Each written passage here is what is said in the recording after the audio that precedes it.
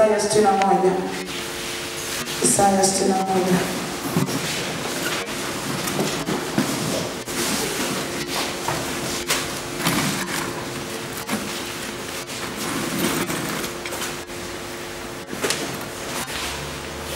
Isaya 61 mstari wa 3.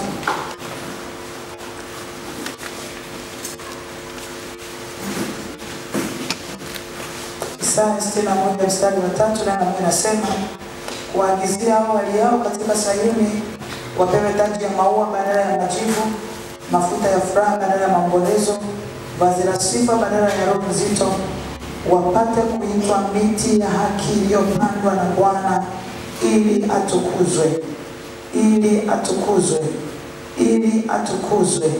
Wapewe vazi la sifa badala ya roho nzito, wapewe vazi la sifa badala ya roho nzito. Wakorintho wa 2 sura ya 10. Wakorintho wa 2 sura ya 10 mstari wa 3. Niongezee nguvu kidogo. Wakorintho wa 2 sura ya 10 mstari wa 3 mpaka wa 5 nasema, ingawa tunaenenda katika mwili ya vita kwa jinsi ya mwili, maana silaha za vita vyetu si za mwili, bali zina uwezo katika Mungu hata kuangusha ngome.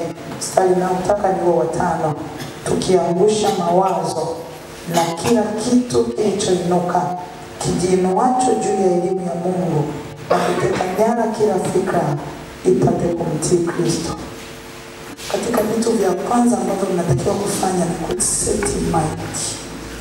Katika kitu ambacho mnanikwaza na kinaniumiza mpaka najikuta nafanya kazi ya Mungu kwa uzuri na uchungu, ni kuniumiza njia ya Mungu. Yaani hapa utajua kwamba ni hapo wapi pamekusema. Inua mkono wako mbele za Bwana. Tunaenda kushughulikia roho ya uzito iliyoachiliwa kwenye ulimwengu wako. Mawazo yaliyoinuka, kilichojiinua juu ya elimu ya Mungu mahali hapa. Shetani anaweza kutumia yeyote, hata askofu. Amen. Sema, Mungu Baba, katika jina la Yesu, kwa damu ya Yesu, nakuja mbele zako jioni ya leo. Ninakushukuru kwa ile neema ulionipa uwepo katika nyua zako. Ninakushukuru maana ninajua liko kusudi ulilonikusudia. Sasa hivi ninatoka kwenye mwili, ninakwenda kwenye ulimwengu wa roho.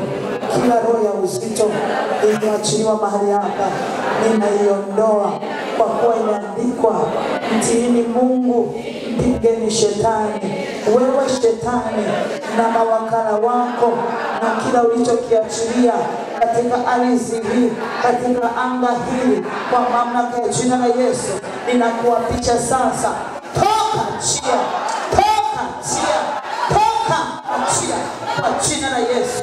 Roho ya uzito, toka tuachie, toka, toka. Achia nafsi yako, achia mwili wako, achia roho. Roho ya uzito, achia nafsi yako, achia ardhi hii, achia ardhi hii, achia anga hii kwa jina la Yesu. Chochote kilichoinuka, kinachojiinua juu ya elimu ya Mungu mahali hapa, ninakiapisha kwa damu ya Yesu. Ninakiapisha kwa damu ya Yesu. Agenti yeyote aliyetumwa kuvuruga cha Bwana jioni ya leo, upanga wa Bwana juu ya shingo yake, ambayo ni neno, kwa jina la Yesu tunakupinga wewe uliyeinuliwa kuharibu shauri la Bwana jioni ya leo. Mahali hapa tunakufunga na minyororo ya chuma kwenye ulimwengu wa roho. Hauna mamlaka juu ya eneo, juu ya anga, juu ya nafsi za watu, juu ya roho za watu, juu ya miili ya watu, kwa jina la Yesu. Ninajikumuta na kila mpango wa adui, chochote kilichoachiliwa ili kunivuruga jioni ya leo, ninakiamuru kiniachie, kiniachie. kuachie. Semesha tu, semesha. Sema chochote ambacho kusema nimekiachilia ili kunivuruga, kiniachie, kiniachie, kiniachie. Kiachie eneo, kiachie nafsi, kiachie mwili, kiachie mahali hapa. Tunakupinga shetani na kazi zako na ila zako na wale uliowatuma ili kuharibu cha Mungu mahali hapa. Tunakupinga na njama zako na makusudio yako yanaharibiwa, yanaharibiwa, yanaharibiwa, yanaharibiwa kwa jina la Yesu. Na washa moto kwenye hii ardhi ewe inayovutwa ikawa ni moto. Yeyote aliyetumwa kuharibu kusudi la Bwana tunaachilia moto, tunaachilia moto.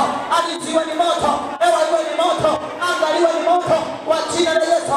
Moto ulao, moto ulao, moto ulao. Hayo mailizi, hayo matunguli, hizo vibuyu, hizo singa inachomwa kwa jina la Yesu. Kila eneo hizo pembe zilizosimamishwa kwenye kona zinachomwa kwa jina la Yesu. Mungu ndiye hai.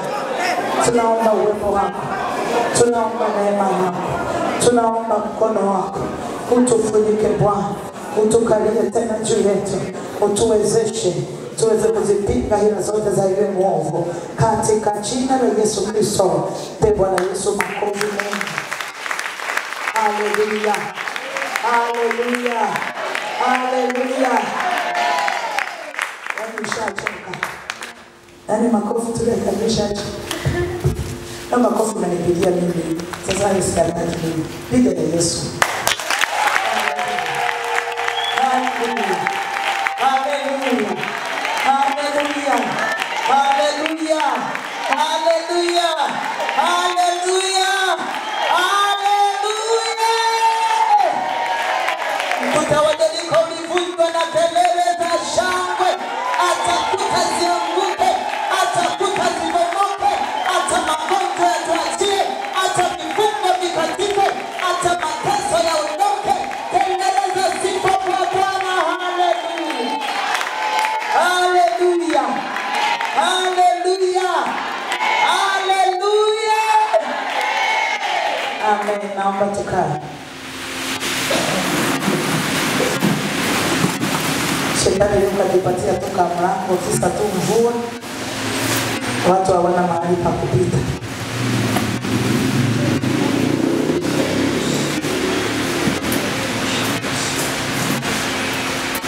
Bwana Yesu asifiwe. Bwana Yesu asifiwe. Kuna mtu aliwahi kuacha kwenda kazini kwa sababu mvua imenyesha? Bwana tunaachaga kuja kanisani kwa sababu mvua imenyesha? Bwana kanisani hatuji kwa sababu mvua imenyesha. Kazini kwa sababu kuna waajiri wanatuchapa viboko, mishahara itakata. Sasa huko ndio zaidi, kuna namna ambavyo mishahara inakata isiyoonekana. Haleluya, haleluya, watu wa Yesu. Wangapi ambao wameleta vitendo vya kazi? Tunavyo au tumesahau na nini? Tumesahau. Hebu tuinue mikono ambao tumeleta. Sasa cha ajabu kwa mganga huwa hatusahau. Tunaambiwa ukitoka hapo usigeuke na nyuma, unajitahidi. Lakini tu hivi vyepesi huku tunalisahau. Haleluya. Amen. Karatasi ya matatizo inuliwe juu. Au tumeisahau nyumbani.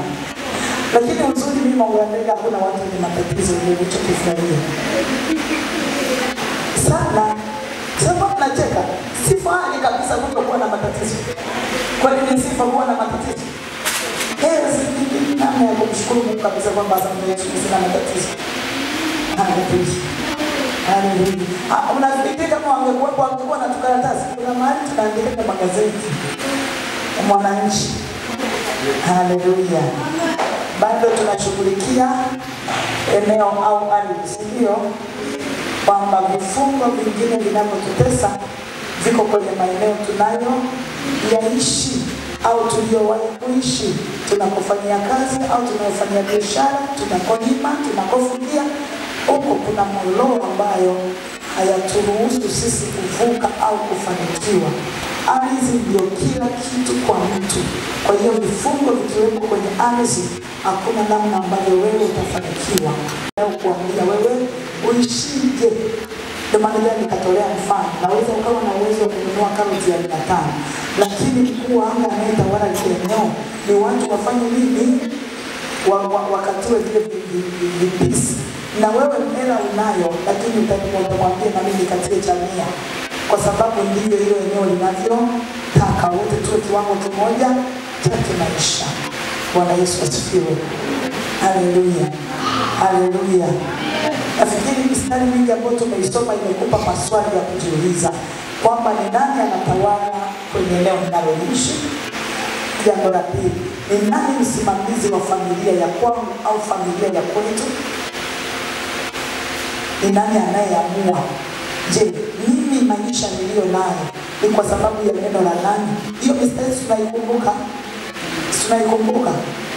Farao anamwambia Yusufu, kwa neno langu watu wangu watafanyaje? Watatawaliwa. Tukasoma Yeremia 51. Seraya anaambiwa ndiye msimamizi mkuu wa nyumba ya mfalme. Nyumba ya kwako wewe inasimamiwa na nani? Ni neno la nani linalofanya mimi mtawaliwe? Anasema mtakachokuja kuwaonyesha neno langu au la kweli. Ishara ni hii, pale mabaya itakapoanza kufanyaje? Kuwapata. Kwa sasa unajiuliza, hili inakupa picha kwamba sisi kwenye mtaa tunaokaa au kwenye familia ya kwetu ni nini kipo? Tukasoma kwenye kitabu cha Samueli kwamba kwetu hakutawezekana mtu anayetoka damu, anatembea fimbo, aliye maskini, mwenye njaa. Yaani hayo maroje kwenu yako au ndio maana huko hakuna wenye matatizo, ni maana karatasi ya tu. Hayo kwetu hayapo Mungu la mbele. Yaani kwa kweli tunatakiwa kumtukuza Yesu kwa sababu tuna shida. Haleluya. Haleluya. Kitabu cha Yoshua ile sura ya 6. Kitabu cha Yoshua ile sura ya 6. Tuanzie hapo kwa leo sasa ili tuingie kwenye maombi yetu. Yoshua sura ya 6. Andika mstari wa kwanza mpaka wa 20. Ila nitasoma mstari miwili tu. Mstari wa kwanza na wa 20. Ila wewe utasoma wa kwanza mpaka wa 20 kwa muda wako. Bwana Yesu asifiwe. Bwana Yesu asifiwe. Neno la Mungu linasema, basi Yeriko ulikuwa umefungwa kabisa kwa sababu ya wana wa Israeli. Ondoa Israeli kwa jina lako. Hapana mtu aliyetoka wala hapana mtu aliyeingia. Kabla sijazungumza, tunakumbuka Zakaria 1:18-21. Alipoonyeshwa zile pembe, akaulizwa hivi ni nini? Akasema hizi ndizo zilizosababisha watu wa Yuda na Yerusalemu wasiwepo wa kuinua kichwa wala anayesogea. Tunakumbuka. Sasa Yeriko ilikuwa imefungwa. Basi ngoja niseme hivi, mongo la ndege imefungwa, lakini haijafungwa kwa kila mtu, imefungwa kwa ajili yako tu. Ndio maana nasema Yeriko ilikuwa imefungwa kabisa kwa sababu ya wana wa Israeli. Asiwepo anayetoka wala anayeingia. Tunazungumzia eneo, mji. Dar es Salaam inaweza ikafungwa kwa sababu yako. Watu wanasema Dar es Salaam ni jiji la biashara. Wewe uweze hata pilipili yako na takaiona, kwa sababu imefungwa kwa ajili yako. Wewe watu wengine wanatoa shule za mafanikio, wewe ndio unatoa machozi. Kwa nini? Eneo lile limefungwa kwa sababu yako. Ndio maana nimesema pale kwenye Yeriko ilikuwa imefungwa kwa sababu ya wana wa Israeli. Wewe ni wa Israeli, jiweke wewe. Eneo linaweza kufungwa kwa sababu ya mtu tu, kama ambavyo gari linaweza kupata ajali kwa ajili ya mtu mmoja. Tunakumbuka wakati wa kuzaliwa kwa Yesu na wakati wa Musa, watoto wa kiume wakafa, lakini anayetafutwa ni mmoja. Wakati wa Yesu, watoto kuanzia miaka 2 mpaka 0 wa kiume wa ujio wote, leo anatafutwa. Kwa hiyo eneo linaweza likafungwa kwa sababu yangu tu mimi, ili nisifanikiwe. Wengine wanafanya biashara, wanasoma, wanalima, wanafanikiwa, ila mimi Bwana Yesu asifiwe. Tuende mstari wa 20.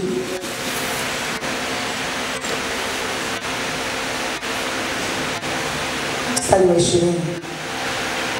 Sasa wewe jiulize, pale ambapo unalima vinakufa, wenzio wanalima na wanavuna. Pale ambapo umefungua mlango kwako umekufa, wenzio wanafanikiwa. Unajiuliza maswali, wenzangu wanatumia nini? Hapo ndipo unaenda kutafuta na ulinzi shirikishi, taambiwa weka kwenye kona, weka na katikati, haviji bado. Kumbe leo imefungwa. Mstari wa 20 nasema, basi watu wakapiga kelele na makuhani wakazipiga tarumbeta. Hata ikawa hapo watu waliposikia sauti ya tarumbeta, au watu wakapiga kelele kwa sauti kuu sana, kwa sauti kuu sana, na ule ukuta wa mji, na ule ukuta wa mji, na ule ukuta wa nini? Na ule ukuta wa nini? Ukafanyaje? Chini kabisa. Ukaanguka chini kabisa. Yeriko ilikuwa imefungwa kwa sababu ya wana wa Israeli. Lakini kelele zilizopigwa kama ambavyo utazipiga jioni ya leo kwa maombi yako, lazima kuta za Dar es Salaam, mahali ulikozaliwa, mahali unakofanyia biashara, lazima hizo kuta zianguke chini kabisa kwa jina la Yesu. Sawa, zikaanguka chini kabisa. Hata watu wakapanda juu. Ulikuwa chini, unajulikana ni wa magonjwa, wa madeni, umaskini. Kuta ukishaanguka hakuna namna utakaa chini. Sisi hatukai chini, nasema tuyatafakari yaliyo juu, Kristo aliko. Kuta zikishaangushwa tutakuwa juu kwa jina la Yesu. Tutasoma, tutafanikiwa, tutalima, vitazama, tutafanya biashara, zitafanikiwa. Kwa nini? Kuta zimeanguka chini. Kuta zinazuia, lakini zikishaanguka tutakuwa juu. Haleluya. Anasema wakapanda juu, wakaingia katika mji. Wakaingia wapi? Katika mji. Kila mtu akaendelea kukabili mbele, hakuna kurudi nyuma. Tunaenda mbele. Wakautwaa huo mji. Wakautwaa huo mji. Ulikuwa unatawaliwa. Kuta zikishaanguka unaenda mbele, unatawala katika mji. Nakachokifungua biashara, nafungua mambo ya mbele itatiki. Nikienda Kariakoo itatiki. Nikienda Mbezi itatiki. Kwa nini? Nimeshaingia kwenye mji na nishateka eneo. Mimi sio mtumwa tena. Mimi ndio nayetawala. Kuta zimebomoka, zimeanguka. Tumeingia ndani ya mji. Naweza ikafungwa kuta za mitaa ili usivuke kwenda mjini. Lakini hapa ulikuwa umefungwa wa mji. Mimi nataka kuzungumza, naomba unisikilize vizuri. Tuna mitaa. Sasa ashumu kila mtaa una geti. Sawa? Lakini kuna geti kubwa la kwenda wapi? Mjini. Sasa hii mageti ya mitaani yako wazi. Tunapita tu, tutauza mandazi, tutafungua, tutatengeneza pilipili, tutafanya vile vitu vya chini. Vitaenda saa siku kidogo kusema nataka kufungua biashara kubwa. Siku kidogo sema nataka kujenga nyumba ya maana. Lango la mjini kuna watu milango ya mitaa iko wazi, wana kiwango cha maisha ya kawaida. Hawatokaki hapo. Jana alitukisema unamkuta hivyo hivyo. Hata sisi watumishi, utakavyoniona leo utakuja miaka 10 na nikuta hivyo hivyo. Unajiuliza hivi hakuwaji hata. Na maana anapofundisha habadiliki. Mimi lango la mtaa liko wazi, lakini la mjini la kiwango cha juu limefungwa. Tunakumbuka wakati Petro amefungwa, malaika akamfuata gerezani. Sio Matendo ya Mitume.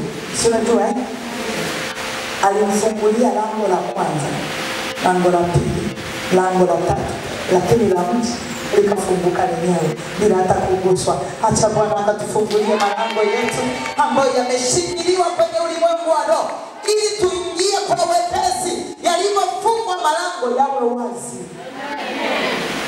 Anasema Wakorintho wa kwanza 16:9 anasema umefunguliwa mlango wa kufaa sana, lakini wako wengi wa kupinga. Sasa watapinga, watainuka, wataroka mpaka watalala huko, lakini milango ishaanguka, kuta zishaanguka. Tutapita hivyo na katikati yao kutuzuia kwa jina la Yesu. Kama una matumaini, mimi ninayo. Yaani mimi ninayo, hauna namna ya kunizuia, nitakwenda kwa jina la Yesu. Kwa nini? Kuta umeanguka mpaka chini. Haleluya. Haleluya. Kwa hiyo nimezungumza hizo aina mbili za mageti au za milango au za kuta kwa kukupanulia upana wangu wa maombi unavyoomba. Ninaweza nikawa milango yangu ya mtaani imefungwa. Ninaweza ikawa milango ya mjini imefungwa. Kwa hiyo unapoomba usiishie tu nafungua lango la mji.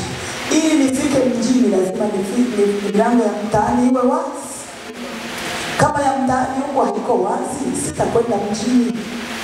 Haleluya. Haleluya.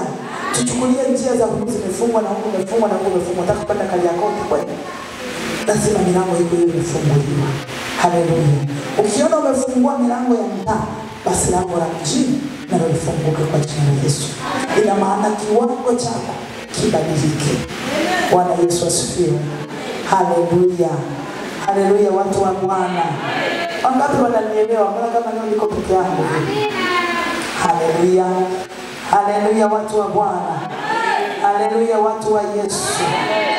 Okay, tunakwenda sasa kitabu cha Yohana sura ya 8. Yohana sura ya 8. Tunatafuta pa kuanzia kuomba.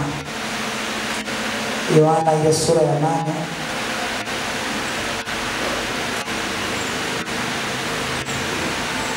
Mstari wa 7. Tusome kuanzia mstari wa 7. Neno linasema, nao walipozidi kumhoji alijiinua akawaambia, naomba ukumbuke mkato ambao uko kwenye neno, akawaambia, yeye asiye na dhambi miongoni mwenu na awe wa kwanza kumtupia jiwe. Bali yule mwanamke aliyekamatwa swali zili sunini. Mstari wa 8.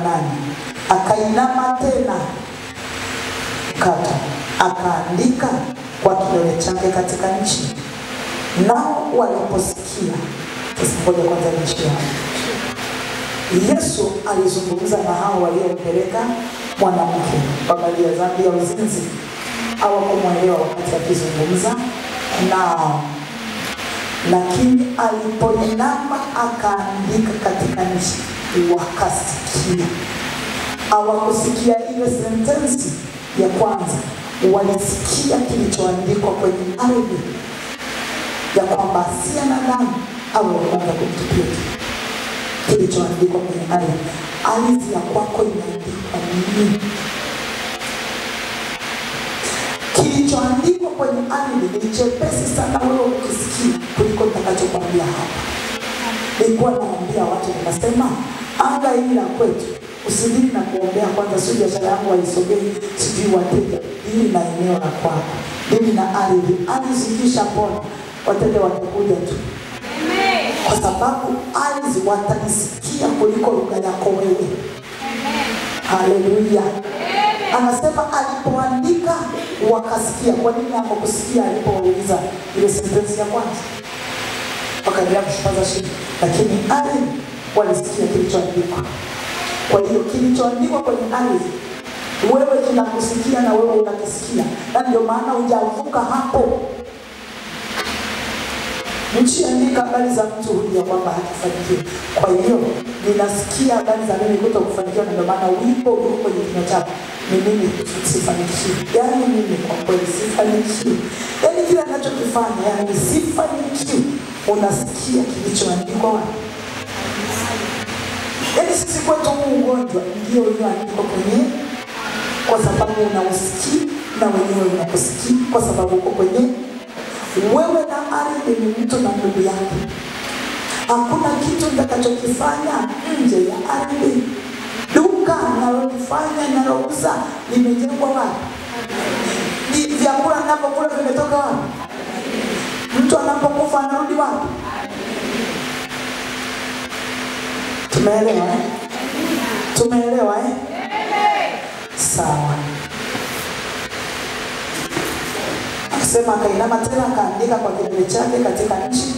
Nao waliposikia wakashtakiwa dhamiri zao. Wakatoka mmoja mmoja wakianzia tangu wazee hata wa mwisho wao. Akabaki Yesu peke yake. Naomba ukamate hiyo sentensi. Akabaki Yesu peke yake na yule mwanamke amesimama katikati. Akabaki Yesu peke yake na yule mwanamke amesimama wapi? Katikati. Kila kilichoandikwa kwenye ardhi yangu leo hii, tena sio kesho, kitaondoka. Nitabaki mimi na Yesu tu. Wameniandikia nini mimi sitaki kujua. Leo hii wewe ardhi unanisikia na mimi ninakusikia, utasikia neno la Bwana. Chochote kilichoandikwa kinyume na Mungu kwenye wewe ardhi, wewe sikiliza, utaondoka. Vilivoko vinatoka, magonjwa yanatoka, mizimu inatoka, vikuyu vinapasuka, mailizi yanachomwa, viungu vinapasuliwa, tupa zinapasuka, makufuli yanafunguka. Nitabaki mimi kwenye hiyo kampuni na Yesu. Nitabaki mimi kwenye hiyo mradi na Yesu. Nitabaki mimi na Yesu. Nitabaki na Yesu. Kwani walikuwa hawajamshtaki? Kwani walikuwa hawajaroga? Kwani walikuwa hawajafanya walivyotaka kuvifanya? Lakini jioni ya leo bali tulio nayo, wataondoka kuanzia leo kwanza mpaka wa mwisho. Nikajikuta niko na Yesu. Haleluya. Hawajui wakati wao wanawaza mabaya. Yesu anawazaga mema. Yesu anawazaga mema. Nataka niwaambie, kuna mtu anasema utakufa lini? Utakufa lini? Jina lako lipotee. Hakuna kufa hapa. Wakati wao wanawaza nife, Yesu anasema bado. Tengeneza chochote unachokisikia kutengeneza. Yesu anasema bado. Tunapomaliza kulitumikia kusudi ndio huwa tunalala. Kwa hiyo chochote kilichopo kwenye ardhi sasa, ngoja nikwambie, unapoingia kwenye maombi ndio kwenye udongo, hamza tukao tunakumbuka matatizo udongo tukausana. Kwenye udongo wetu sasa sikia. Unapozungumza, unapoanza kuombea udongo, zungumza kama unaongea na mtu anayekusikia. Sawa? Yani sawa. Unanisikia na kusikia. Kwa hiyo nakwambia tuelewane. Kila kilichopo, yani wewe uliyempokea, uliyemkubali ambaye yuko kinyume na Mungu leo, yani fagia aliyojianza tena. Unajua nini Mungu kuna magonjwa tena kwetu tunazaliana nyumbani na kwetu kuna ugonjwa wa kansa tena. Tumia mamlaka. Haleluya. Tumia nini? Amniambia nisikiliza.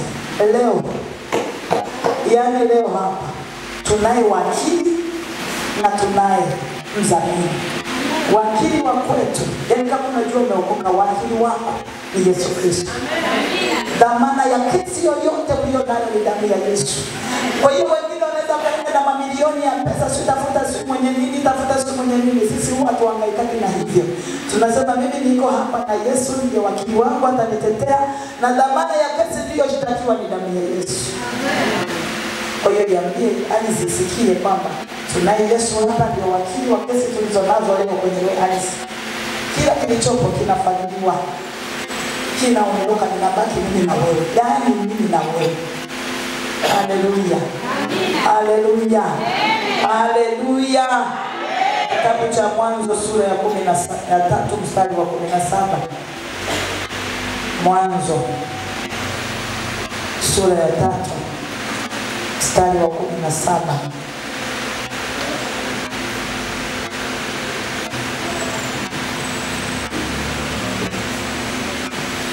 Mwanzo 3:17.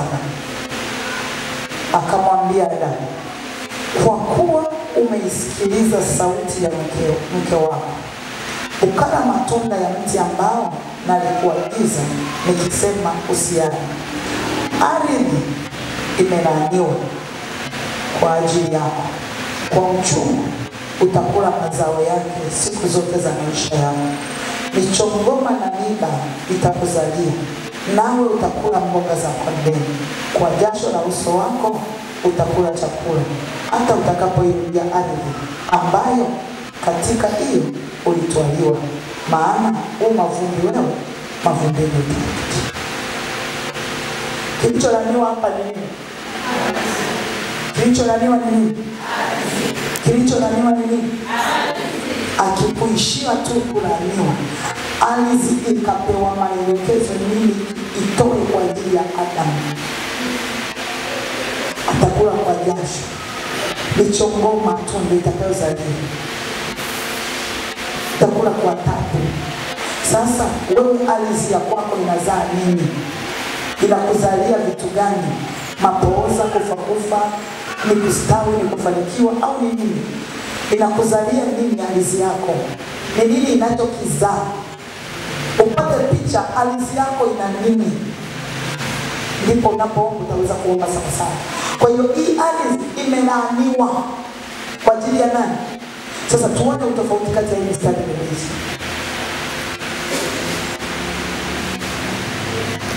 Mwanzo sura ya 4. Mwanzo sura ya 4 ule mstari wa 11.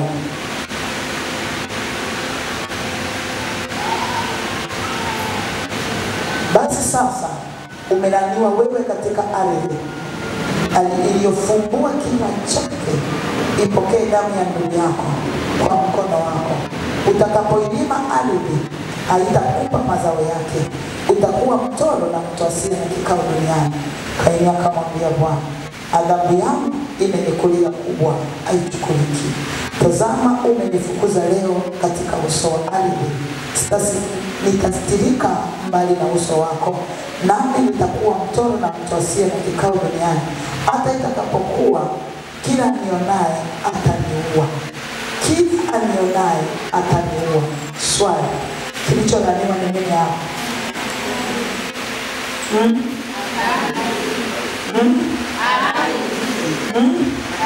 Mbona watu wamzungumzi? Kilicholaaniwa hapo ni nini? Aliyelaaniwa ni mtu.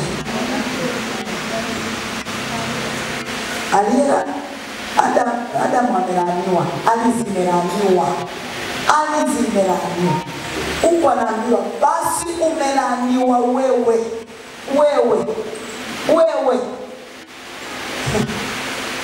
Kwa hiyo unaweza laana ikaachiliwa kwako. Ndio maana nasema utakuwa mtoro na mtu asiye na kikao duniani. Unakimbia Mongolandego na mia kwetu Kinyerezi, unafungua duka linaungua. Unasema ngoja mimi kijiji nilikotokea vyote vinaharibika.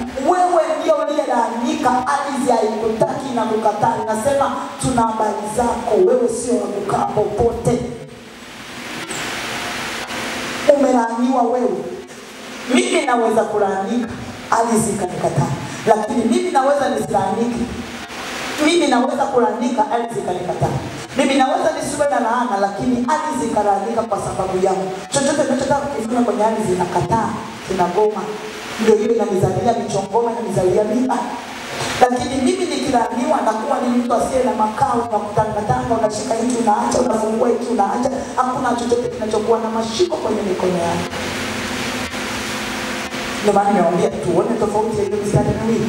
Mtu kalaanika, alisilaanika. Kwa unapojiombea unajiombea tofauti sawa sawa na mistari inavyosema. Mahali popote laana ili kuachiliwa kwenye ardhi yangu. Baba anajiombea laana yote tuliyoachiliwa kwenye familia kwetu. Kwa hiyo kuna laana ya kwangu na kuna laana iliyoachiliwa kwenye ardhi. Aliyelaanika yeye anakuwa ni mtu wa kutangatanga, hakuna chochote anachofanya kufanikiwa. Lakini ardhi ikilaanika inanizalia michongoma, sipati faida. Ila nikilaanika na tangatanga. Angalau wameelewa? Tunaelewa au tunanyanyua mikono kupitia moyo? Haleluya. Haleluya. Haleluya watu wa Bwana. Bwana kama mpo, umeanza kujielewa kama mpo hawa. Au sindano zinaanza kuchoma vizuri. Zinachoma? Kweli? Okay. Mwanzo sura ya 2 mstari wa 9. Mwanzo sura ya 2 mstari wa 9. Anasema hivi, Bwana Mungu akachipusha katika ardhi kila mti unaotamanika kwa macho na kufaa kwa kuliwa, na mti wa uzima katikati ya bustani, na mti wa ujuzi wa mema na mabaya. Nataka ile neno Bwana Mungu akachipusha, shetani akachipusha katika ardhi yangu. Kuna mti wa mema, kuna mti wa mabaya. Sasa shetani anachipusha nini kwenye familia yako? Anachipusha nini kwenye ardhi? Hiyo ardhi yako inachipusha nini? Ni magonjwa makubwa. Ni nini? Sasa hapo wapendwa katika Kristo, ndio huwa anasema wewe ukipata maarifa, usisubirie uwekewe na miguu na mikono, usisubirie umemiliwe chumvi wala mafuta ya upako, kwa sababu wewe ndio mwenye picha halisi ya maisha ya kwako. Kwa hiyo kama una picha halisi, unaweza kuomba sawa sawa maana umeshapata njia ya kukanyagia. Haleluya. Haleluya. Haleluya. Kwa hiyo hizo laana zilizoachiliwa asikudanganye mtu kwamba zitatoka kwa sababu umemiminia mafuta wala chumvi au umekula vitumbua vya upako. Haleluya watu wa Yesu. Haleluya watu wa Yesu. Haleluya watu wa Yesu. Kitabu cha Ayubu 28. Mimi nakupa tu gia. Kulichochea spidi ngapi ni yako. Sawa Mstari nao kupa ni gia ya kuondokea. Haleluya. Haleluya. Au amtaki gia. Ayubu 28 mstari wa 5 nasema katika ardhi ndimo kitokamo chakula, na chini yake upinduliwa kwa moto. Nataka hicho kipengele katika ardhi ndimo kitokamo nini? Sasa wewe kwenye ardhi yako inatoa nini? Chakula, magonjwa, maskini au mateso, madeni au nini? Inatoka nini kwenye ardhi yako? Kinatoka kitu gani? Kinatoka kitu gani kwenye ardhi yako? Sasa hapo sio shiriki mwenyewe. Hapo siweze kupazungumzia mimi mwenyewe, na ninajua ni siri ya kampuni. Najua ya kwamba sawa sawa na ndio maana kabla Yesu hajaenda msalabani kutukomboa sisi, alianza kuikomboa ardhi kwanza. Amen. Amen. Yaani kabla ya mimi kukombolewa pale msalabani, alikomboa ardhi. Dhambi ilipitia wapi? Si bustanini? Ilianza bustanini. Si ndio? Unajua ndio nyoka aliwadanganyia. Na Yesu wakati akiomba, mpaka naomba kikombe kimwepuke, salikuwa kwenye bustani ya Gethsemane. Wakati anaomba nini kilibadilika? Nini? Machozi kuwa? Ile damu ilifanyika hapo. Sasa ile damu ilikuwa ni ya ukombozi wa ardhi. Kabla ya kukomboa wewe, ili kukombolewa ardhi kwanza iliyolaaniwa. Amen. Amen. Ardhi iliyolaaniwa kwa mlango wa dhambi. Sasa ikombolewe ili na wewe ndio upate. Kwa hiyo ardhi isipokombolewa, mpendwa, hata ukiwa na mtaji wa bilioni 500 itaharibika. Vifungo vinavyokuwa kwenye ardhi ni hatari kuliko kifungo cha aina yoyote, kwa sababu huko ndiko kila kitu kinakotoka, kwa sababu anasema katika ardhi ndiko kitokamo chakula, ndiko fedha inakotokea, ndiko mafanikio yanakotokea, katika ardhi. Kwa hiyo naweza nikawa na mtaji, kama ardhi imefungwa hakuna nitakachokipata. Bwana Yesu asifiwe. Haleluya watu wa Bwana.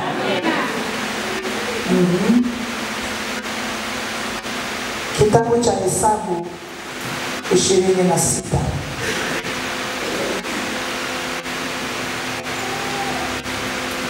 Kitabu cha Hesabu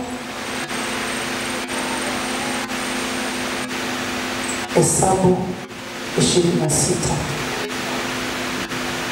mstari wa 9 na wa 10. Nasema, na wana wa Eliabu, Nemueli na Dathani na Abiramu. Hawa ndio Dathani na Abiramu waliochaguliwa na mkutano ambao walishindana na Musa na Haruni katika mkutano wa Kora, hapo waliposhindana na Bwana. Nchi ikafunua kinywa chake. Nchi ikafunua kinywa kumeza pamoja na Kora. Mkutano huo ulipokufa, wakati moto ulipoteketeza watu 250 na hao nao wakawa ishara. Ardhi ilifanyaje? Ilifunua kinywa. Kumbe ardhi ina kinywa, inaweza kumeza. Ndio maana unapeleka mtaji wako hapo, unapotea, unaendaga wapi? Imemeza. Ardhi ina masikio, ardhi inatunza kumbukumbu. Bwana Yesu asifiwe. Ardhi inaweza kumeza, ardhi inaweza kutapika. Kama kuna vitu vya kwako vimemezwa, vinaweza kutapikwa. Bwana Yesu asifiwe sana. Haleluya, watu wa Bwana. Kwa hiyo naweza kusemesha ardhi yangu nikaiambia, tapika kila ulichokimeza cha kwako, na ikatapika. Amen. Amen. Amen. Sawa. Kitabu cha Isaya 26. Isaya 26.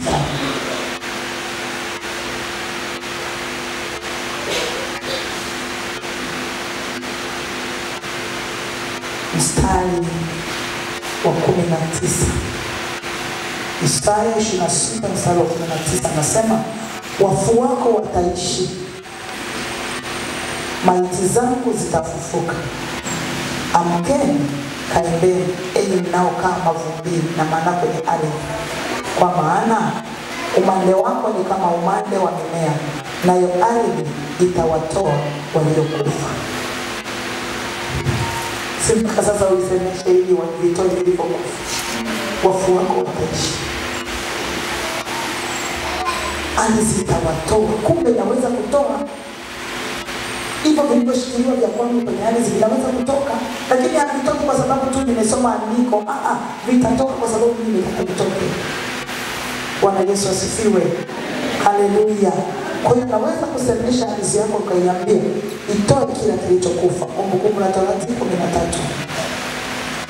Hapo sasa utakapokuwa ukilichotea nikiona umenyamaza, kushangaa. Mstari wa 10. Tukumbuke jana, hivi jana ni hapa tulikosoma kwenye jana kwenye kitabu cha Ufunuo, anasema nikaona chini ya madhabahu roho za watu. Si hapa jioni. Kwa kumbe vitu vyangu vingi vinaweza vikawa viko chini ya madhabahu. Ninaweza kusema vifanyeje? Vitoke. Maana anasema wafu wako wataishi, ardhi itawatoa. 13.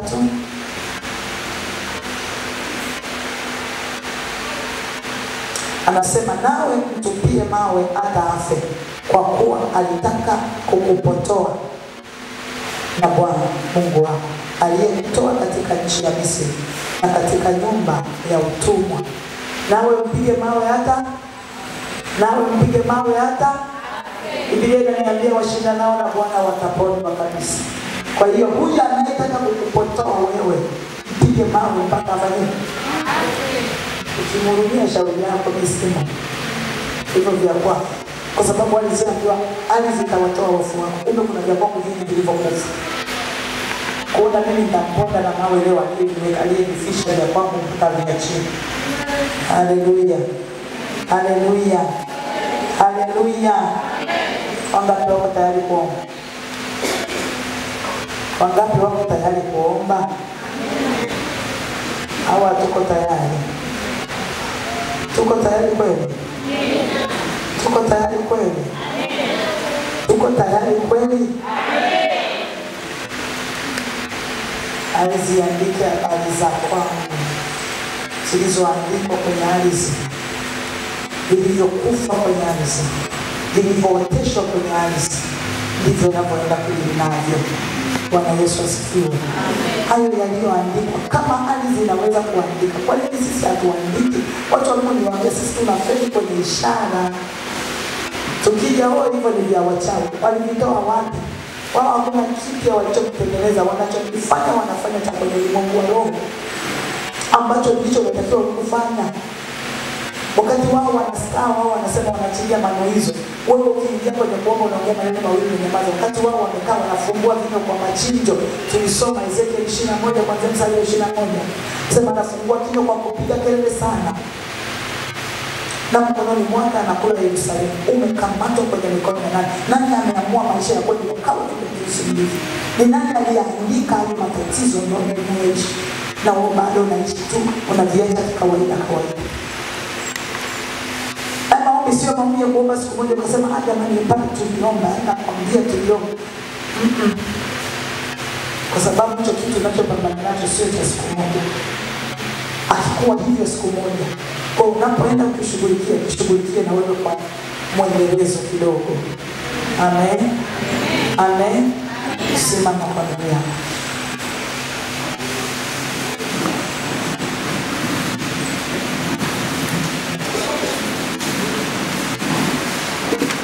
Simama na karatasi ya matatizo. Karatasi ya nini? Ya matatizo.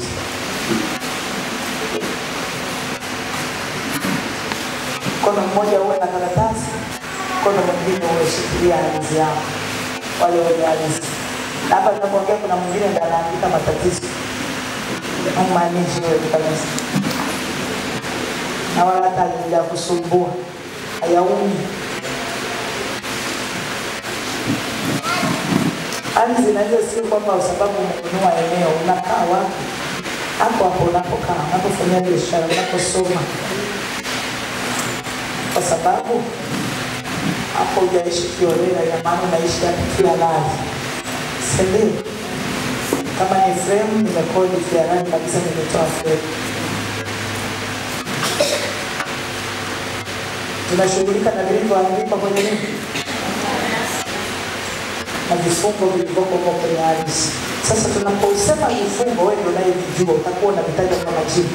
Ni magonjwa gani ya sema? Sawa?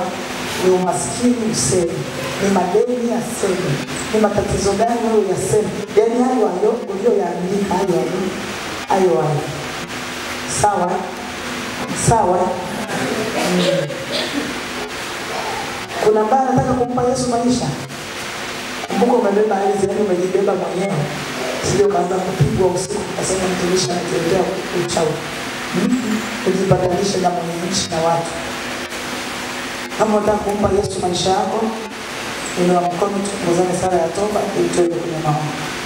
Kama wote tunaokoka tunaenda mbinguni saa hii Yesu akirudi, hilo nalo ni jambo jema kuliko mambo mengine yote tunayotafuta. Sema Mungu Baba, katika jina la Yesu na kwa damu ya Yesu, ninakushukuru kwa rehema zako, maana unanipenda na kuniwazia mema, kwa kuwa imeandikwa unayajua mawazo unayoniwazia mimi, wazia mabaya kunipa tumaini siku zangu za mwisho. Mungu mwaminifu, nasogea mbele zako kwa damu ya Yesu, kwa kuwa imeandikwa wote wametenda dhambi kupungukiwa na utukufu wa Mungu. Bwana Yesu, mimi ni mwenye dhambi, nimekutenda dhambi, ninastahili adhabu yako hapa duniani na hata milele. Lakini wewe Mungu umetuahidi neema na rehema pale tunapotubu na kujidhabihu kwako kama sadaka iliyo hai, ikiomba rehema, ikiomba msamaha, kwa kuwa imeandikwa na tukikaribie kiti cha neema kwa ujasiri ili tupewe rehema na neema ya kutusaidia wakati wa mahitaji. Baba, jioni ya leo ninakuhitaji zaidi ya siku zote, maana siku ya leo nahitaji kukuona juu ya maisha yangu, kama ulivyoambia wana wa Israeli ya kwamba mlivyozunguka mlima huu yatosha, geukeni basi. Nami Yesu ninakugeukia wewe nipate kuvuka na kufunguliwa katika vifungo nilivyofungwa navyo kwenye hii ardhi ninayoishi, ninapofanyia kazi, wanakosoma watoto wangu, ninapofanyia biashara, kila aina ya kifungo kilichopo kwenye hii ardhi. Baba, jioni ya leo ninakuja kwako, naomba neema yako, kwa kuwa imeandikwa karibia vitu vyote katika Torati usafishwa kwa damu, na pasipo kumwaga damu hakuna ondoleo. Na imwaga damu ya Yesu kwenye hii ardhi yangu inayoishi, na kufanyia biashara, watoto wanakosoma, nilikozaliwa, nilikowahi kuishi, mahali popote penye kumbukumbu ya jina langu.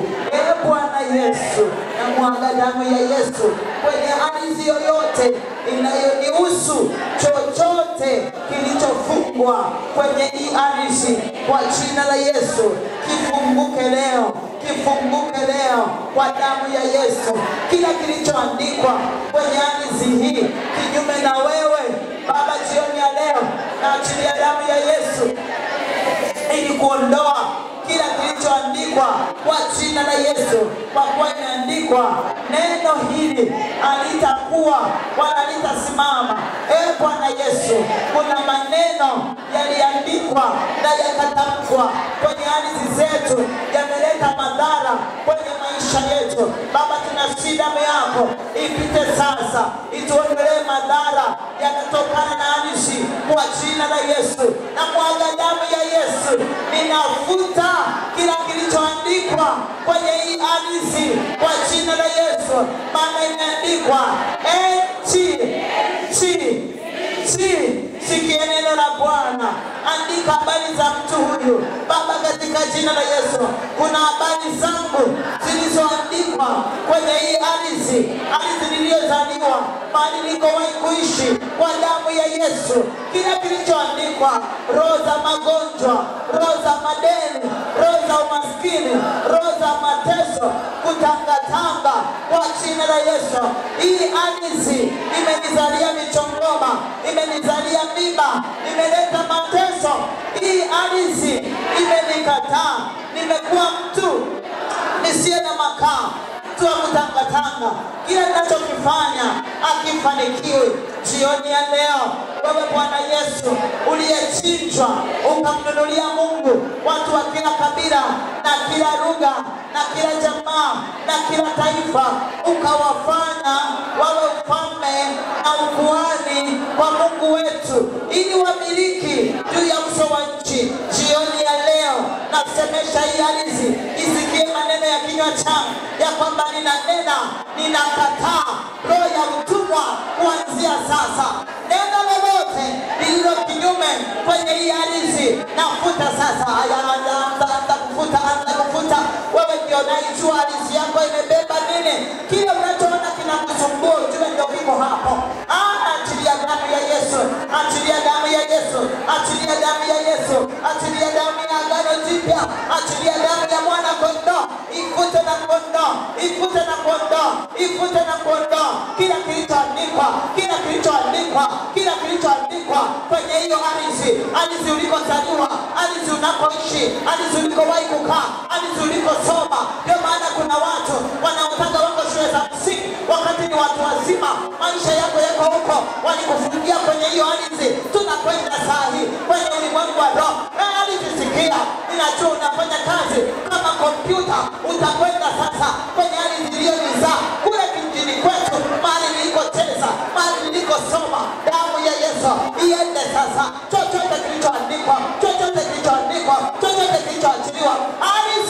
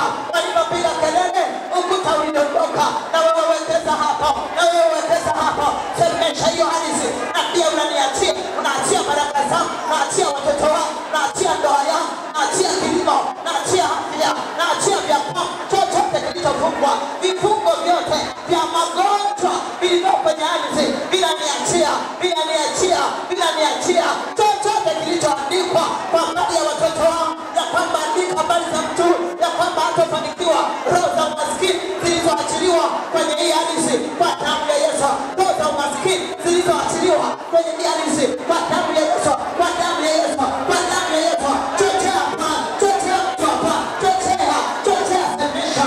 Iambie hiyo ardhi, iambie ikuachie, iambie ikuachie, iambie ikuachie. Iachie miguu yako, iachie mikono yako, iachie viungo vyako vya mwili.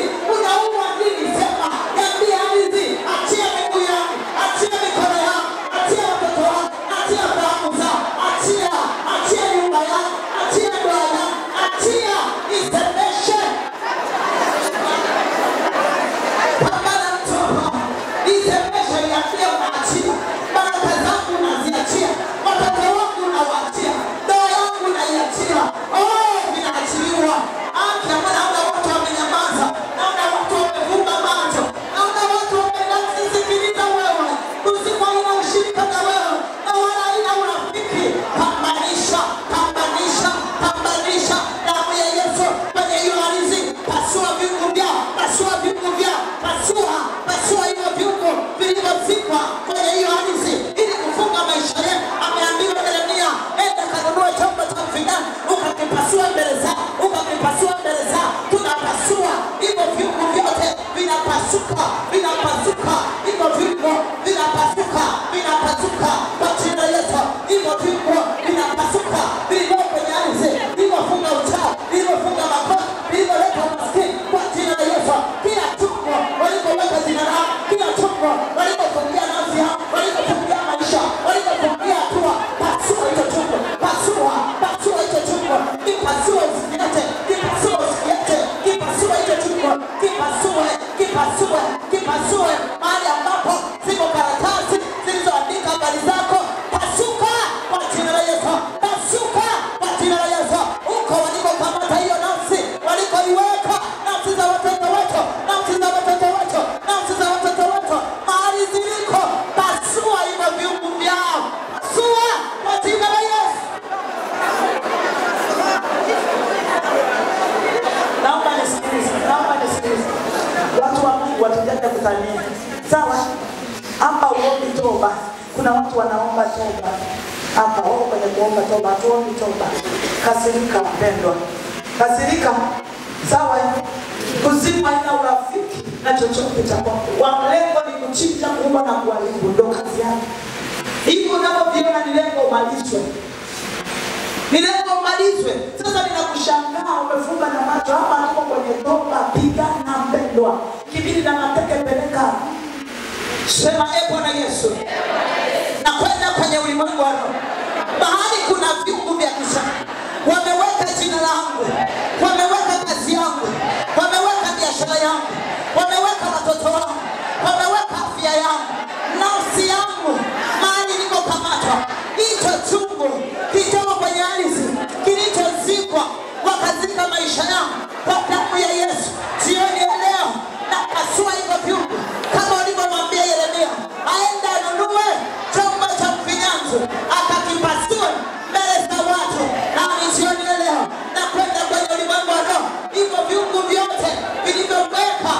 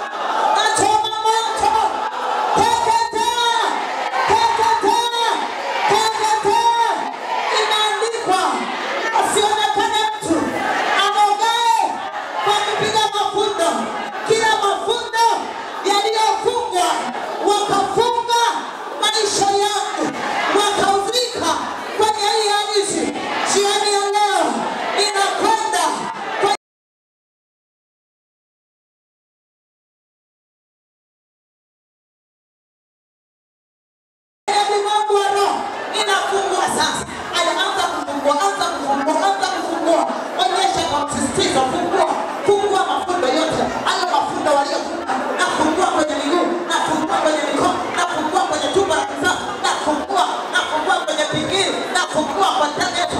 Hivyo alivyotufunga nao.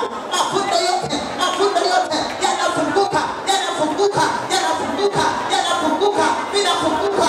Akili za watoto zinafunguka, ndoa inafunguka, biashara zinafunguka, kazi zinafunguka. Rasakata, rakokoza, rekakoja, resakana, rakosaka. Fungua. Asiyeonekane mtu arogaye kwa kupiga mafundo. Wamefunga hatua, wamefunga ndoa, wamefunga biashara. Fungua kwa jina la Yesu. Kazana, fungua hiyo mikono, fungua hiyo miguu, fungua hiyo tumbo, fungua. Kata hizo kamba, kata hizo kamba, kata hizo kamba, kata hizo kamba walizotumia. Kata kwenye miguu, kata kwenye mikono, kata tumboni, kata kifuani, kata. Yesu anawaambia fungua biashara, fungua mikono, fungua miguu, ondoa hiyo leso. Tunaondoa, tunafungua, tunaondoa hizo kamba walizotumia. Wanamuuliza Samson, unaweza kufungwa kwa kitu gani? Walichotumia kunifunga jioni ya leo, nakifungua kwa jina la Yesu. Kazana mtu wa Mungu, mbona umenyamaza?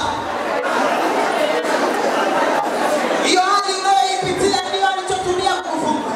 Ni magonjwa unayoyapitia ndio waliotumia. Fungua kwa jina la Yesu. Fungua kwa jina la Yesu. Hiyo roho ya uzinzi ndio walichotumia kufunga. Hayo mabangi kwa watoto ndio waliotumia kufunga. Tunafungua leo kwa jina la Yesu. Kwa jina la Yesu. Tunakata hizo pingu walizotuwekea kwenye mikono. Tunakata hizo pingu kwa jina la Yesu. Sione watu wakiomba.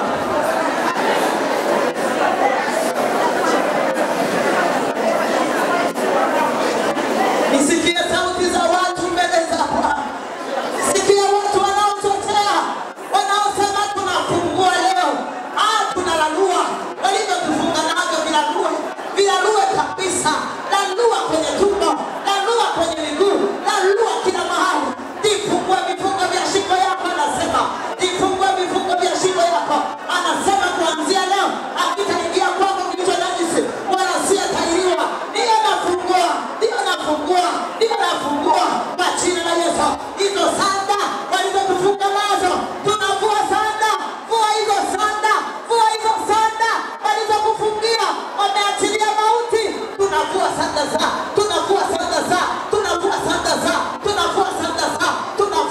Hiyo mauti iliyoachiliwa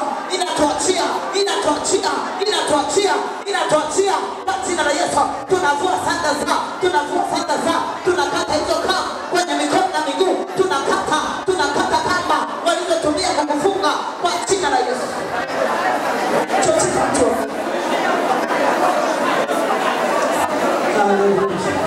Sukuma mtu wa Mungu, sukuma mpaka usikie amani ndani yako. Sogeza. Paza sauti yako, usinyamaze. Mwambie tunaachiliwa leo. Watatoka, wanatuachia. Tutabaki peke yetu na Yesu kwenye malango yetu. Chochote kilichokaa hapa kinatoka. Magonjwa sikia, toka, achia hadithi yako. Toka. Maskini achia, umaskini niachie. Semesha. Sema kilichowakamata kwenu, sema kilichowakamata kwenye hadithi ya kwenu. Kiambia kikuachie. Aliyeondoka wa kwanza mpaka wa mwisho. Wanapata baki na Yesu. Acha tubaki na Yesu kwenye hadithi zetu, kwenye biashara, kwenye kazi, kwa jina la Yesu.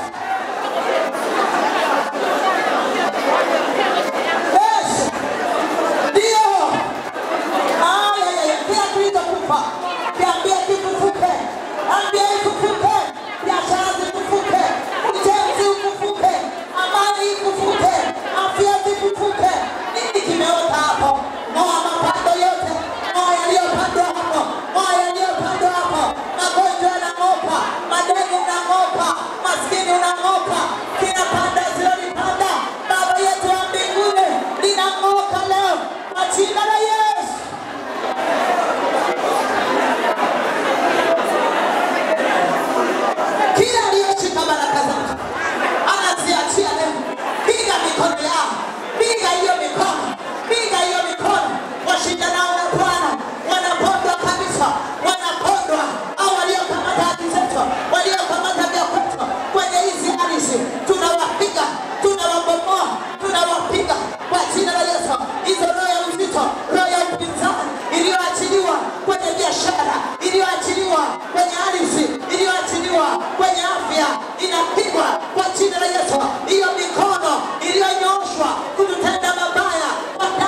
Yesu inavunjwa, inavunjwa.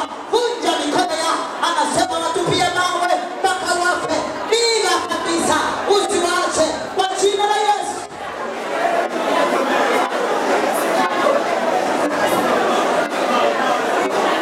Chochea, chochea, chochea, chochea. Chochea. Chochea. Chochea. Chochea kabisa. Chochea kabisa. Katika jina la Yesu. Tunachochea. Tunachochea. Madeni yanatuachia. Magonjwa yanatuachia. Umaskini unatuachia. Kutangatanga kunatuachia. Tutasimama. Sisi sio watumwa tena. Tunakataa roho za utumwa. Tunakataa roho za kuhangaika. Tunakataa roho za kuhangaika. Zinatuachia.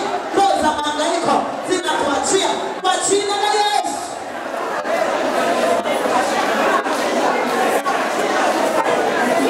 Nisikie. Shika karatasi yako. Karatasi tu.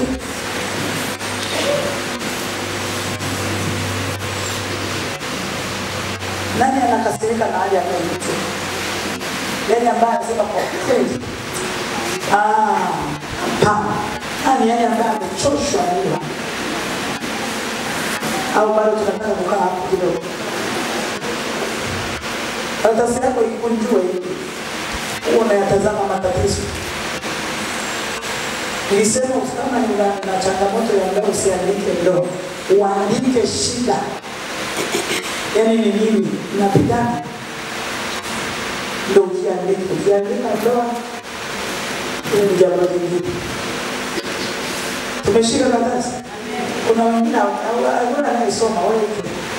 Shika karatasi yako sasa kwa mikono yako miwili. Kwa mikono yako miwili.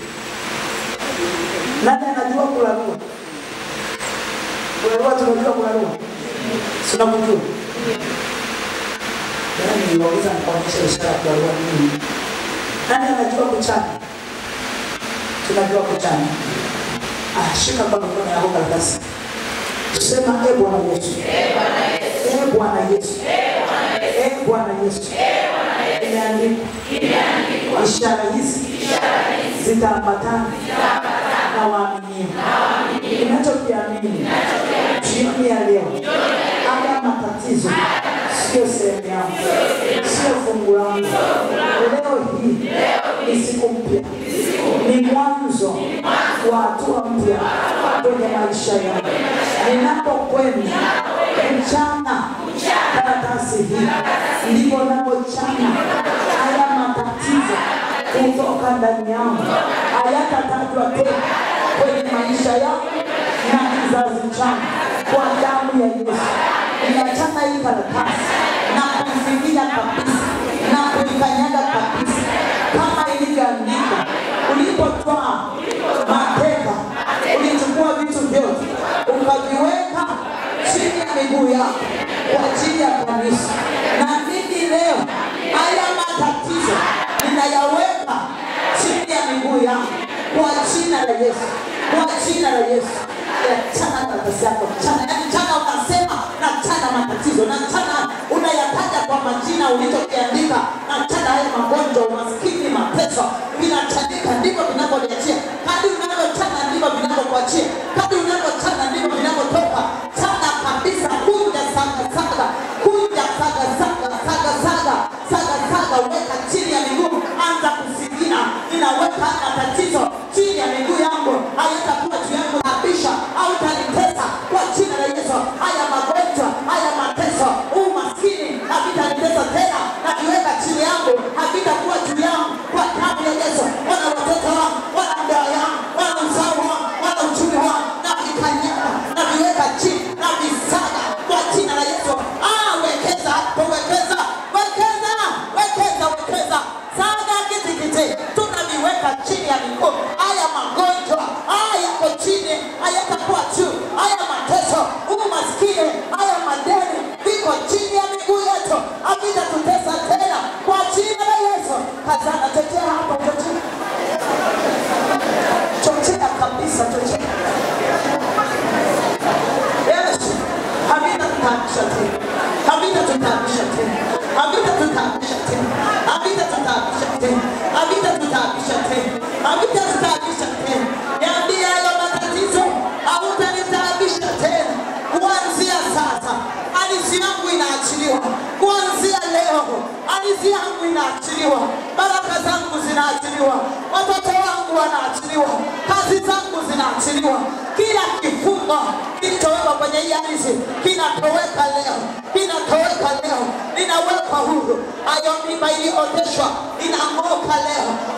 Hivyo vilivyowekwa ili vizaliwe kwa damu ya Yesu vinatoka, vinatoka, vinatoka kwa jina la Yesu. Shika hiyo karatasi zako sasa, sijajua wengine mmeshataona kabisa. Shika hizo kofi zikamata. Hapo unashika karatasi ushike matatizo. Haleluya. Matatizo yashaenda huko chini. Amen. Tunaomba chombo. Wekeni hayo matakataka, wataenda kuyachoma. Kama ambavyo yamechomwa yaweze kulinganika kuwa karatasi, ndivyo na hayo matatizo yatuachie kwa jina la Yesu. Kama kuna mtu atakayeweza kuyatafuta kama karatasi ya unga au karatasi moja aturudishie matatizo. Lakini kama hakuna anayeweza kurudisha hiyo karatasi, hakuna atakayeturudishia mateso kwa jina la Yesu. Atakayeinuka kushindana na Bwana apondwe. Na sio tu kuponda, tunatangaza mauti juu yake kwa jina la Yesu. Tunatangaza mauti juu yake kwa jina la Yesu. Biblia imetuambia tusimwache mwanamke mchawi kuishi. Yeyote aliyekuwa akitutaabisha akiinuka tena, kifo na kiwe juu yake. Kifo na kiwe juu yake. Kwa jina la Yesu. Kwa jina la Yesu. Kwa jina la Yesu. Kwa jina la Yesu. Tunaenda kuomba kwa mwisho. Tufanye haraka, hicho sio kitu cha kupoteza muda. Usibaki kwenye muda mrefu kwenye matatizo.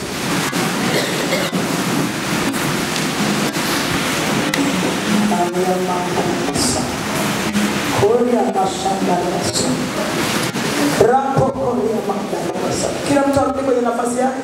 Shika miguu yako. Kila zitakapokanyaga nyayo za miguu yako nimekupa. Mungu ametumia muda mwingi hivyo. Oya mandana basa. Rebo mosi kataya. Ndio Bwana.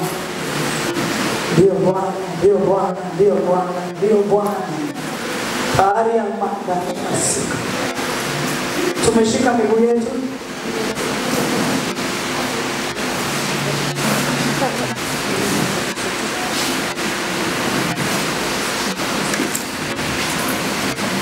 Viongozi mtatuchomea hayo matakataka hapo nje.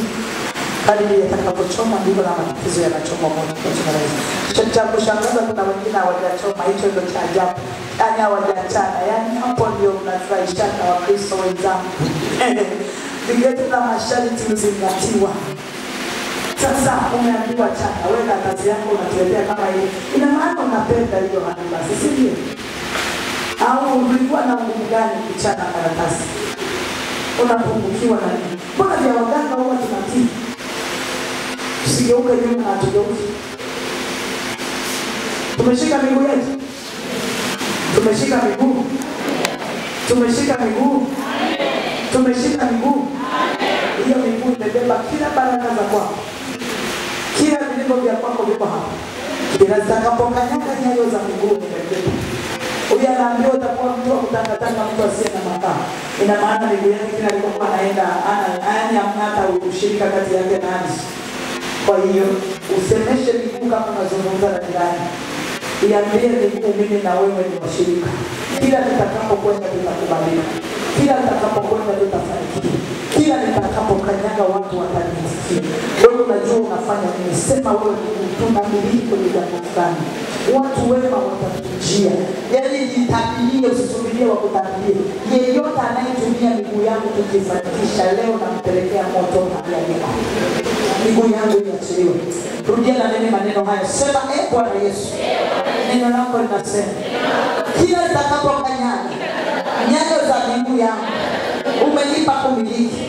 Leo hii, jioni ya leo, ninakataa roho ya utumwa, roho ya kutangatanga, roho ya kuhangaika.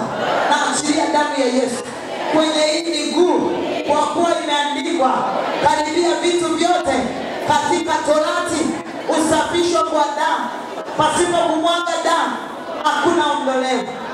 Kama mtu unaweza kukaa ukashika nyayo, ninataka nyayo, sitaki magoti.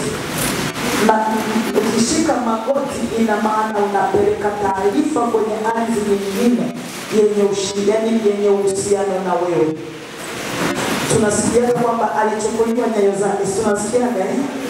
Tunasikia hiyo sentence. Sasa shika nyayo zako. Kila zitakapokanyaga nyayo, sio magoti, nyayo za miguu nimekupa. Sema naachilia damu ya Yesu kwenye nyayo za miguu yangu. Kila kifungo kilichofungwa kwenye hii miguu jioni ya leo, naachilia moto, naachilia moto, naachilia moto.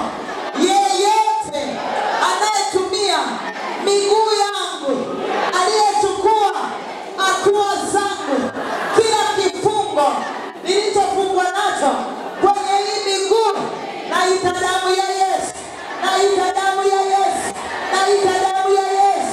Maana imeandikwa, pasipo kumwaga damu hakuna ondoleo. Na mwaga damu ya Yesu kuondoa kila kifungo walichonifunga kwenye hii miguu.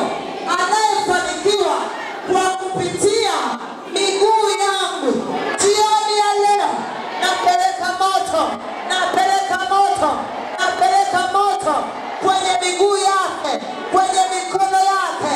Madhabahu yoyote iliyonishikilia jioni ya leo inaniachia, inaniachia, kwa kuwa imeandikwa, nikaona chini ya madhabahu roho za watu waliochinjwa. Madhabahu yoyote iliyokamata miguu yangu, napeleka moto kwenye hizo madhabahu, napeleka moto kwenye hiyo ardhi, inaniachia. Miguu yangu inaachiliwa, baraka zangu zinaachiliwa, heshima yangu inaachiliwa, utajiri wangu unaachiliwa. Kila miguu ya kipepo niliyowekewa jioni ya leo, ninaiondoa, ninaiondoa, ninaiondoa. Kila mabuti ya kipepo niliyovishwa na yavua. Fanya kama unavua, fanya kama unatoa kitu kwenye miguu. Ninatoa kila kilichowekwa kwenye miguu, ninatoa kila nilichowekewa kwenye miguu, ninatoa kila nilichowekewa kwenye nyayo. Tunawekewa miguu bandia, tunawekewa nyayo bandia, tunawekewa maviatu ya bandia, tumevishwa na vitu ya bandia, na tuwezi kukanyaga. Kila tunapokanyaga hakuna alama inayotokea. Ni kwa sababu hatuna miguu yetu. Miguu yetu wamechukua, wanatumia wao moto wa Bwana upite sasa, ukateketeze hayo miguu, hiyo mabuti, viatu tuliovishwa vya kipepo kwenye miguu yetu. Navua sasa, navua sasa, navua sasa hayo mavazi niliyovishwa kwenye miguu. Nawasha moto, nawasha moto, nawasha moto, nawasha moto, nawasha moto kwenye miguu kwa jina la Yesu. Nani anasikia kama mikono yako kunawasha? Nani anasikia kama damu inatembea hivi, anawashwa miguuni? Unasikia vitu vinawasha? Achilia moto, achilia moto. Na wewe unasikia kwenye nyayo zako kama kunawasha moto, yani unasikia kama kuna vitu vinatembea.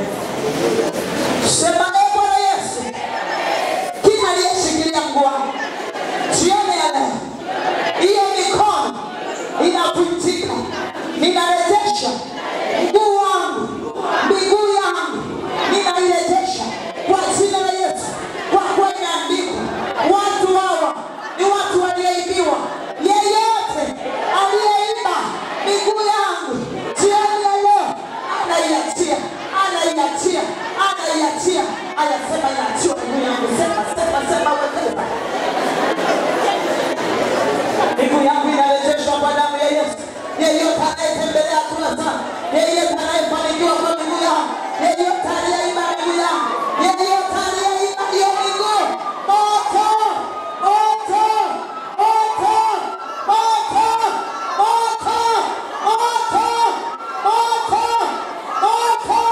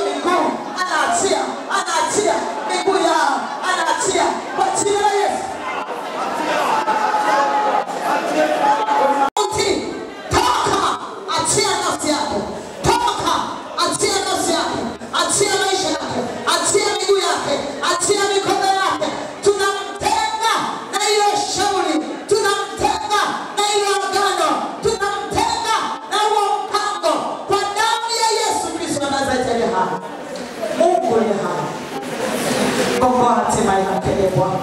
Komboa hatima yake Bwana. Maana unasema unakusikia kulia kwa aliyefungwa. Unasikia kilio cha aliyefungwa. Umesema huu ndio mwaka uliokubalika. Na watangazia uhuru wao waliofungwa. Kila kifunga alichofungwa nacho, roho nzito iliyoachiwa kwenye kila hatua ya kwao, kwa damu ya Yesu Kristo, roho nzito iliyoachiwa, taka achia kwa damu ya Yesu, taka achia nafsi yake, achia mwili wake, tunamtenda na hilo lango la mauti katika jina la Yesu na kwa damu ya Yesu. Baba, nuru yako ikaangaze, kamfungue mwaka huu katika jina la Yesu Kristo. Amen. Cha kushangaza watu wote wameshaokoka, wameacha na kuomba kabisa. Watu wa Mungu, mbona mnachoka haraka?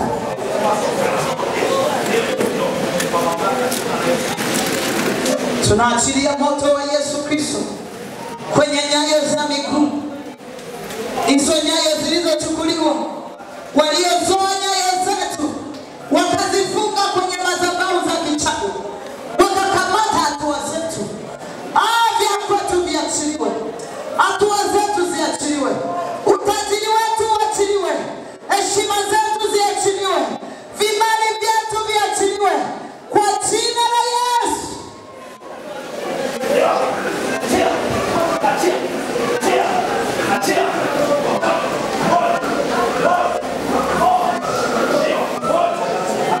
Kwa mamlaka ya jina la Yesu, ninakuapisha kwa jina la Yesu. Tomoka, tomoka, tomoka, tomoka kwa jina la Yesu. Tomoka kwa jina la Yesu. Tunakuapisha na kumfunga mwenye nguvu aliyeshikilia nafsi na moyo wake. Toka kwa jina la Yesu. Tunaiita nafsi yake mahali iliko. Tunaiita nafsi yake mahali iliko. Hiyo nafsi yake mahali iliko. Hiyo nafsi yake mahali iliko. Hiyo nafsi yake mahali iliko. Tunaifuata kwenye mapango. Tunaifuata kwenye hiyo milima. Tunaifuata kwenye hiyo miti. Tunaifuata kwenye makaburi. Tunamuita na kumtoa kwa jina la Yesu. Hiyo nafsi yake inatoka. Hiyo nafsi yake inatoka. Hiyo nafsi yake inatoka kwa jina la Yesu. Toka, toka, toka, toka kwa jina. Toka, toka kwa jina. Toka kwa jina la Yesu.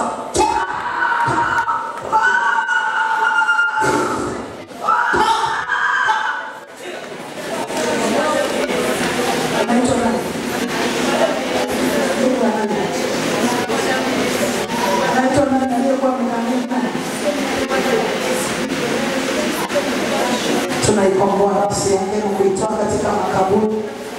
Ewe roho wa Mungu uliyeachiliwa ndani yake, tunaamuru kwa mamlaka ya jina la Yesu, chomoka na uachie, chomoka na uachie, chomoka na uachie, chomoka na uachie, chomoka na uachie. Toka, toka, toka kwa jina la Yesu. Toka. Haya, bado wapangaji mko wengi ili hekalu la Bwana. Haya, na wewe funga milango ile huko. Tunakufunganisha milango yako wewe uliyemtumia, unayemtumikisha, unayemtumikisha, unayemtumikisha, unayemtumikisha. Toka! Toka! Toka! Ewe ni moto! Ewe ni moto! Alizi moto! Toka! Toka! Toka chia! Toka! Toka! Achina Yesu! Toka! Na wewe uliyekaa kwenye kifua, uliyekaa kwenye kifua, haya funga na wewe milango, funga na wewe toka, funga na wewe milango toka, haya toka, toka, toka, pata Yesu, toka, kile, pata Yesu, haya uliyeshikilia tumbo la kizazi, uliyekaa kwenye tumbo la kizazi, haya funga na wewe milango, toka, haya kuamuru kwa jina la Yesu. Ninakuapisha kwa jina la Bwana Yesu. Toka. Kwa damu ya Yesu. Aya. Chomoka. Chomoka. Bado bakisha vya kwako. Beba vyote ulivyoweka. Beba vyote ulivyoweka. Kusanya vyote ulivyowekea. Vyote ulivyojazia ndani yake. Kwa mamlaka ya jina la Yesu. Beba vyote ulivyoweka ndani yake. Kwa damu ya Yesu.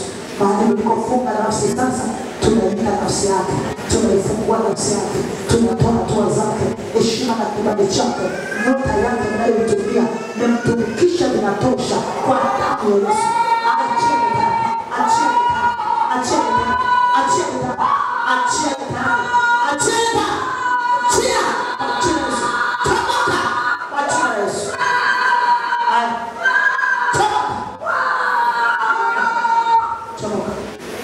Achia kitu cha kwako.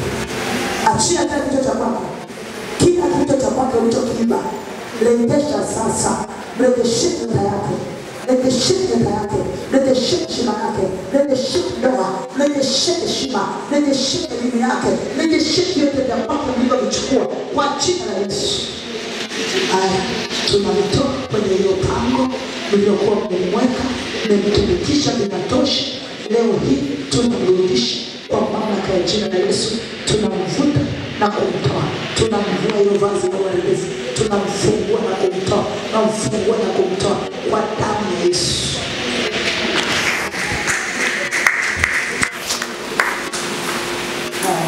Mpende Yesu makofi. Mpende Yesu makofi.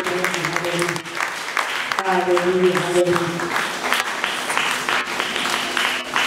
Hallelujah.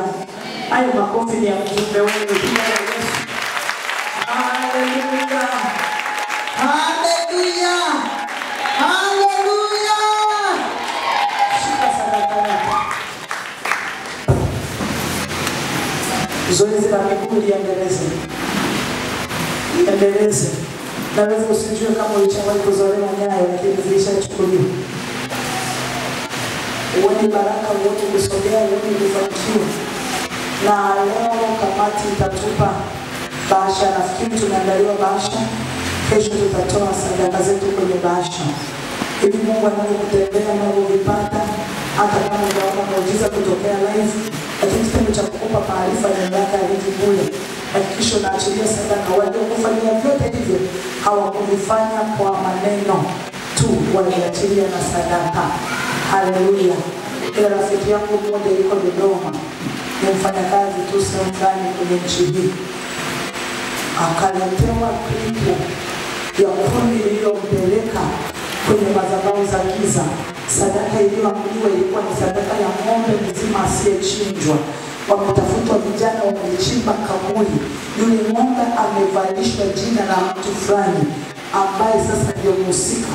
Kwa hiyo shingoni ng'ombe amevaa jina la mtu, anaingizwa ng'ombe kwenye kaburi akiwa mzima.